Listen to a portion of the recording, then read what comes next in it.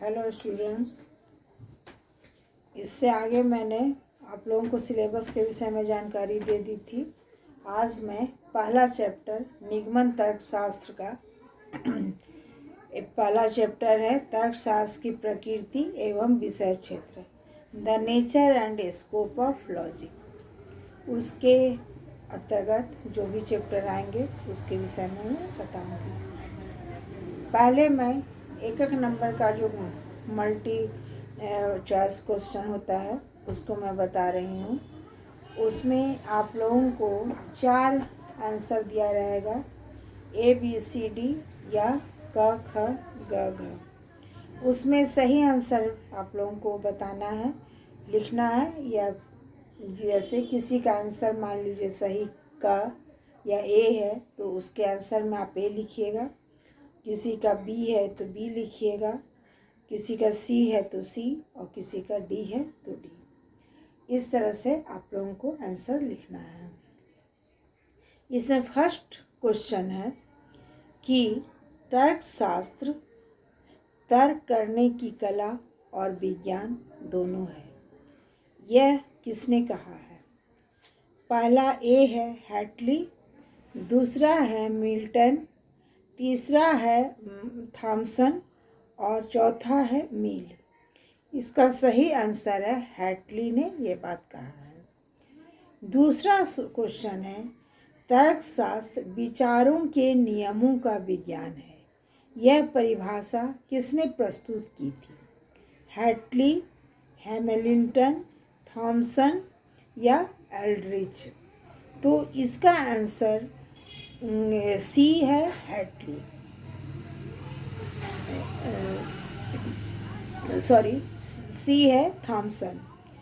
फिर third number का question है तर्क करने की कला को तर्कशास्त्र कहते हैं। यह किसकी युक्ति है? युक्ति यानी यह किसकी स्टेटमेंट है? इसमें आप लोगों को पहला है एल्ड्रिच, दूसरा है थॉमसन, तीसरा है हैटली और चौथा है यूरलबर्ग। इसमें आप लोगों को सही आंसर है A यानी एल्ड्रिच। चौथा क्वेश्चन है तर्कशास्त्र विचार के आकार संबंधी नियमों का विज्ञान है। यह कथन किसका है? A Hamilton, B Thomson, C Aldrich और D किसी का नहीं। तो इसका आंसर है हैमिल्टन। पांचवा क्वेश्चन है उड़ता घोड़ा का विचार किस सत्यता को प्रस्तुत करता है? पहला आकारिक सत्यता, दूसरा वास्तविक सत्यता, तीसरा दोनों यानी आकारिक और वास्तविक दोनों, या इनमें से कोई नहीं। तो इसका सही आंसर A है आकारिक सत्यता।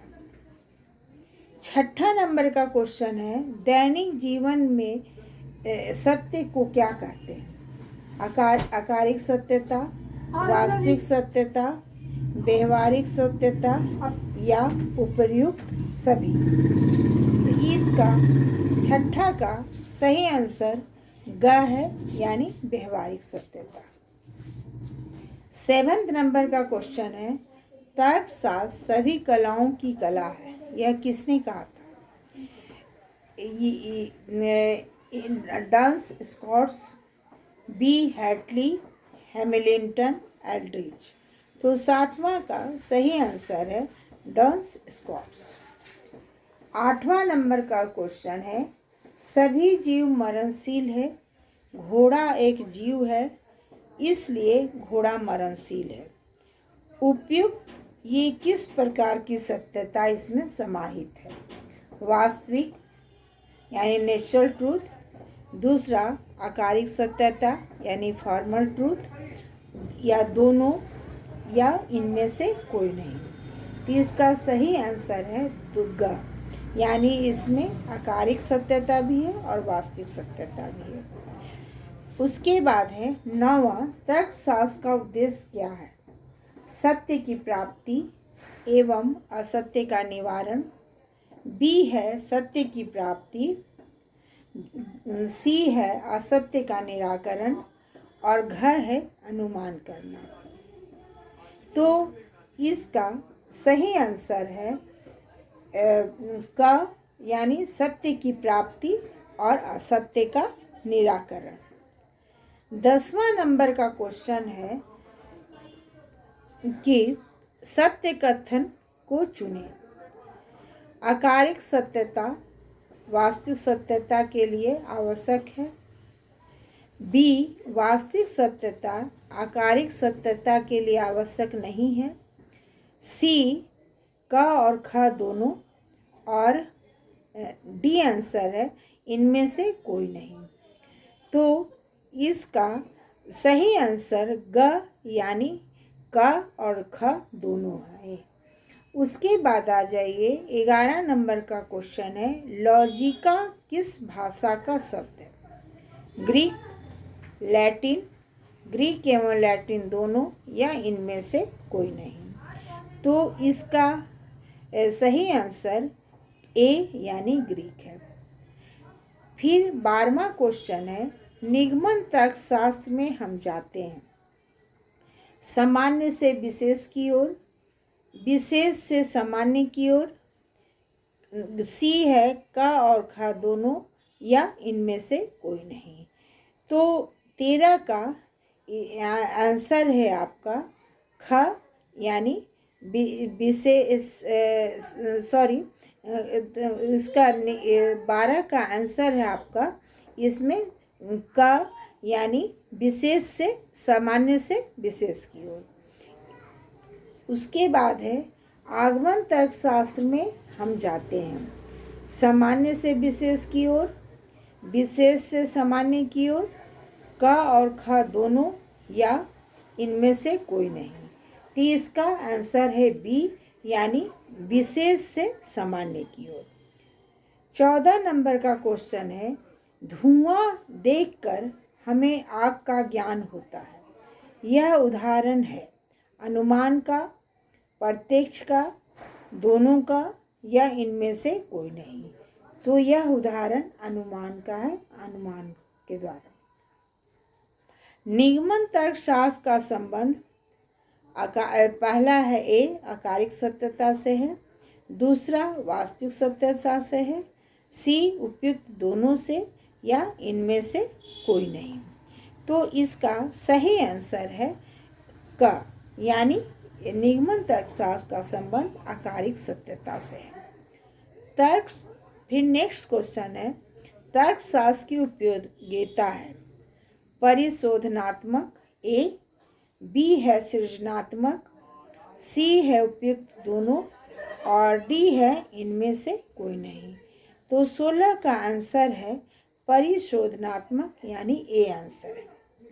17 नंबर का क्वेश्चन है, तर्कशास्त्र है आदर्श मूलक विज्ञान, बी है भौतिक विज्ञान, सी है यथार्थ विज्ञान और डी है इनमें से कोई नहीं।